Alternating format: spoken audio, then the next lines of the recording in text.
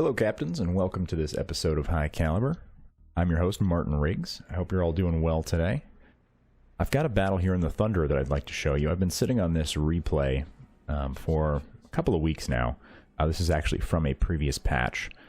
However, this is the best game that I personally have ever had in the Thunderer, and I'm a big fan of this ship, and I hope that this video will explain why. Now, this ship does have some significant weaknesses, but it also has some significant strengths, so I do feel that it is a pretty balanced ship, and it's a really enjoyable experience. It's a bit different from a lot of different battleships.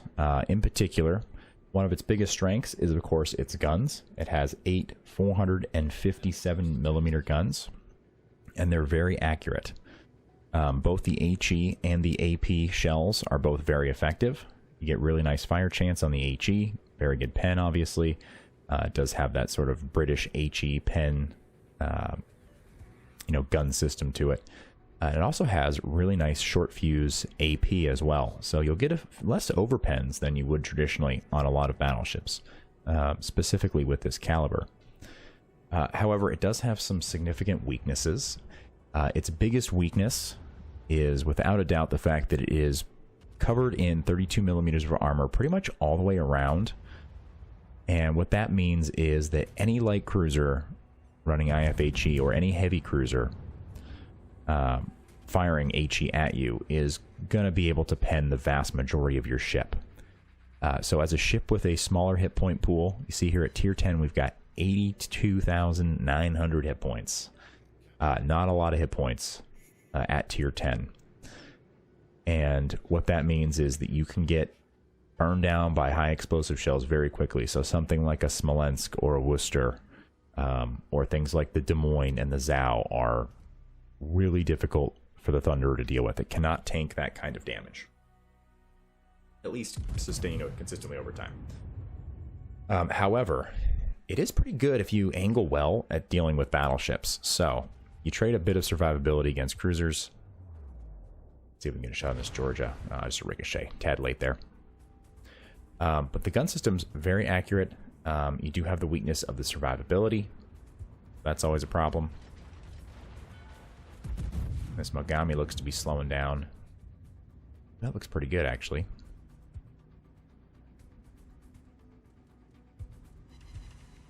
Ooh, double Citadel. 36,000 damage. So you can see there, that AP coming in handy. 36,000 damage, one salvo on that Mogami. That Mogami's hurting. But you see there, gun's very accurate. The shell velocity is also pretty good. And we're going to get to see a lot of the gun systems working effectively in this battle.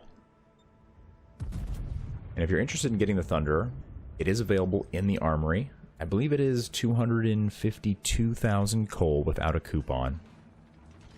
It is a tier 10. You get built-in improved camouflage, which is going to make your repair costs, your service cost of your ship less. So it's going to function in the way that you would expect premium ships to. So you're going to get improved credit earnings, all that kind of stuff. So it's a really nice ship if you're looking for a tier 10. Grind out some credits. It's something you can get for free. You don't have to spend any real money to get it. And it's really a delight to play. I'm trying to finish off this Mogami, but they kind of avoided those shells there. I'll take another shot at them. They're doing a nice job maneuvering, though. Once they took that big salvo, they've been trying to wiggle as much as possible. That's what you want to do in cruisers as well. Here comes a Worcester. I mentioned this earlier, right? A lot of damage from things like the Worcester.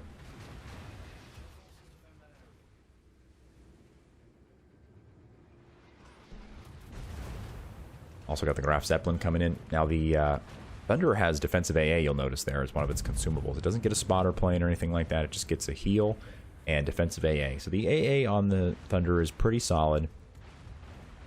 Goes out to 6 kilometers, and it does a pretty good job. It's not overpowering in any way. It's not going to shoot down a whole squadron of planes as they attack you. But it does a pretty good job. The mobility of the ship is probably its bigger strength when it comes to dealing with CVs and aircraft. It is pretty maneuverable. It's got a decent turning circle. Rudder shift isn't too bad. So you can do some dipping and dodging and ducking and diving, all that. Just remember the 5 Ds of dodgeball whenever you're playing. Any ship, really. Anytime you can mitigate damage by maneuvering around, take advantage of that. We got a shot at this Graf Zeppelin here. They're in kind of a dicey spot. They're positioning themselves quite aggressively. My shots are a bit late, though. One overpen. Who doesn't love a good overpen now and then? Alright, so the situation is not looking good at the moment. We're down 1 ship. I mean, it's still very early. But the enemy does have 2 caps to our 1, and we're losing on points right now. So we do need to make some kind of move here. Ooh, that Georgia's sitting broadside and still. Always one thing you like to see. Although for some reason, I don't know why this seems to happen, but those shots seem to miss more often than any other shot in the game. If somebody's sitting still, for some reason, the RNG says, sorry, your dispersion's going to be poor on this one. Don't know what causes that. Probably a confirmation bias, I'm sure. And, the Amalfi takes care of the Cleveland. The George is still sitting here. Bit awkward. That dispersion looks really nice, though. Very crisp. Let's see if we can get some good hits there. Ooh, a Citadel, 4 pens. That was a pretty good chunk of damage right there. George is going to be feeling that one.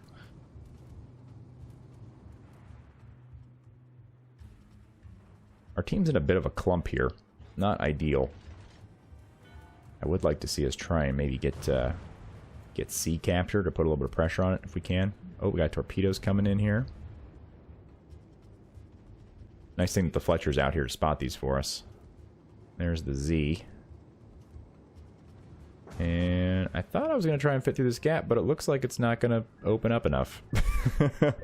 That's a bit awkward. See torpedoes that far in advance and take them anyway.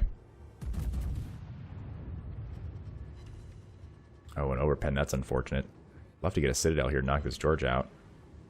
Not getting very lucky, though. So the reason I'm letting this flood run its course here is something I've been trying to do more often in battleships. All that flooding damage is healable. So, you know, anytime you take a flood or a fire, you can let that one instance of a flood or fire run its course. Primarily just because you can repair all of that with your repair party. And that really aids your survivability.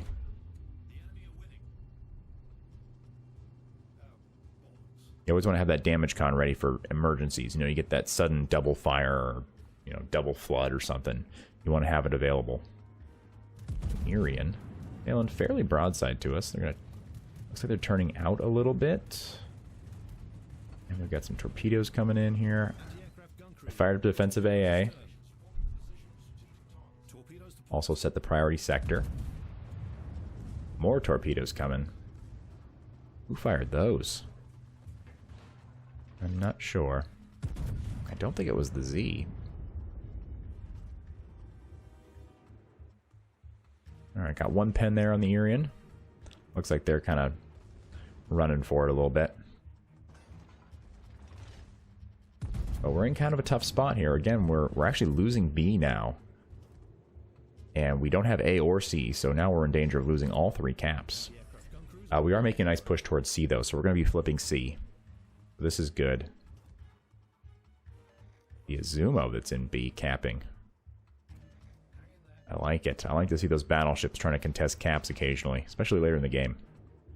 Early on, you're just YOLOing, but later in the game, if you can get into a cap, by all means, go for it. A pretty broadside cruiser right there. See if we can punish that a little bit.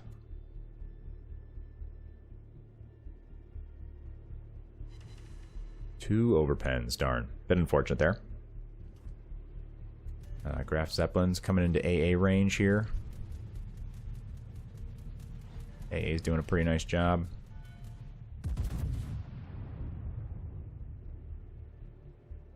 Worcester sailing pretty straight. Oh, the Graf Zeppelin here is in trouble. And it looks like our div mate Darth might have him dead to rights here.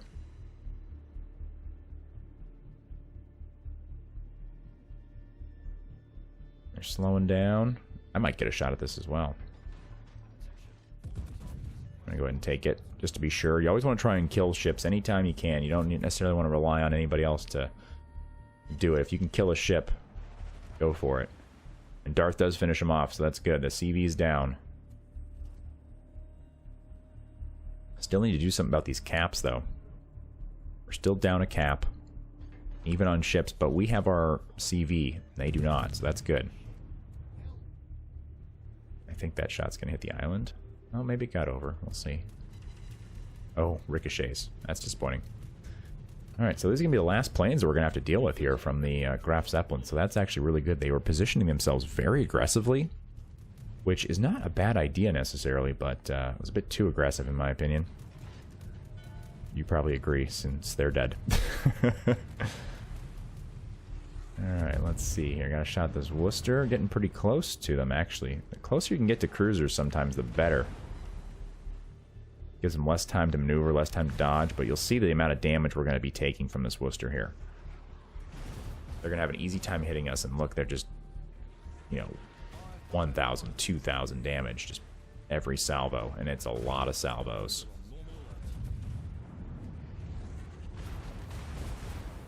I have to let that fire burn because we're constantly on fire. Really need to take this Worcester out, though. I see this Ismo coming around the corner here. They're not looking at us, but this is a great broadside, so I'm going to switch my target. Anytime you can knock somebody out, potentially, you should definitely try and take the shot.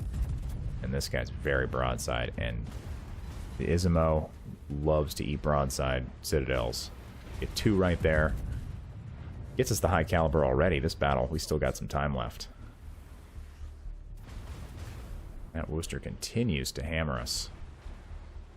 I think they're also using AFT, if I remember correctly, because they're engaging us at one point from 17 kilometers or something like that.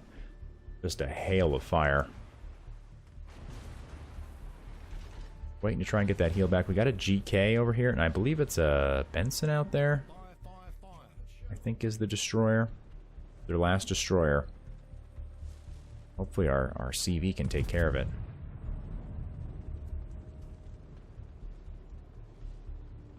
See if we can get a shot here. Try and contribute. Oh, looks a tad late. I was really hoping the CV would be able to finish this, but they end up missing like all of their shots, unfortunately. You get one little amount of chip damage there. Take another shot. Try and lead them a bit more this time because I was a little bit late last time. Oh, come on, get there. No, I don't think it hit him. No, definitely didn't. Alright, so we got another fire. We got our heal going. Starting to get a little low on hit points here. You see that Worcester is still firing at us from a long ways away. Now, when firing at, you know, medium to long range against the GK, one thing I like to do that I've had a lot of success with is I kind of aim a little bit higher, try and hit that upper belt area. You get more pens up there because the GK does have a turtleback armor. You're not really going to citadel it. So if at max range you can get some citadels occasionally, but if you're like that kind of mid-range area, or even close range for that matter, I like shooting for that upper belt area. You see we got a nice salvo there previously, about 16,000. Come on, get him! Yes! There we go. A little frustrating that the CV wasn't able to finish them off there for us, but what are you going to do? We're sitting on 195,000 damage with only 1 kill. And it was that little kill secure we had on the Benson. Alright, so we still are down a cap, which is a problem. And we're down on points. So we need to turn this around. So I'm hoping that our destroyer can go cap something here. I'm trying to keep angled.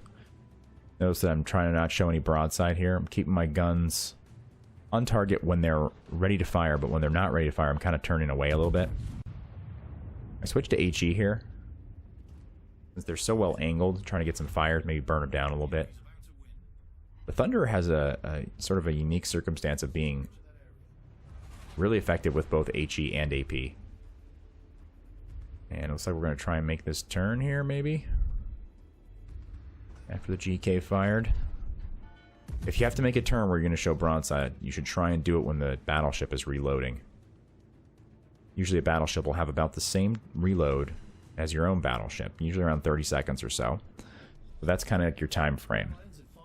And if we can make this turn, I think we're in business. Nice. We got lucky there with the dispersion. This is pre-German dispersion buff as well. This is before the most recent patch. Sticking with that HE, but I'm going to switch to AP now as we get closer.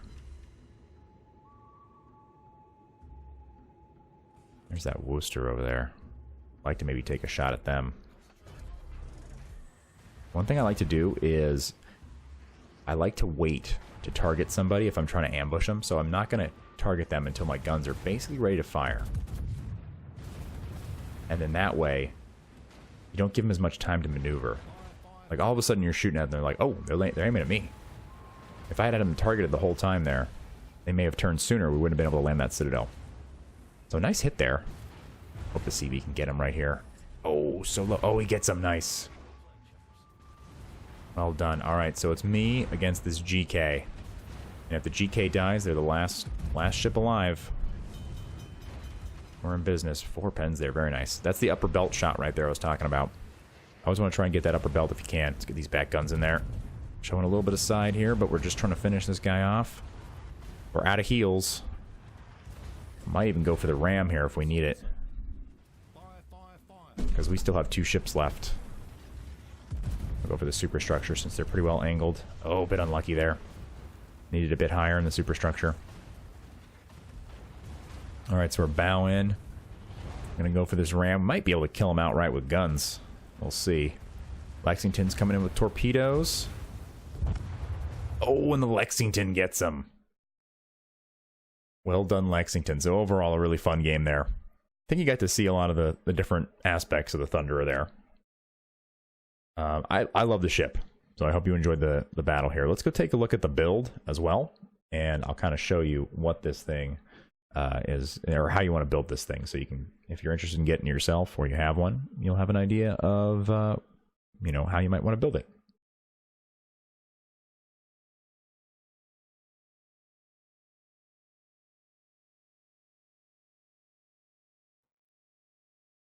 All right, so let's go ahead and take a look at the build for the Thunderer here real quick. First, we'll start with the modules.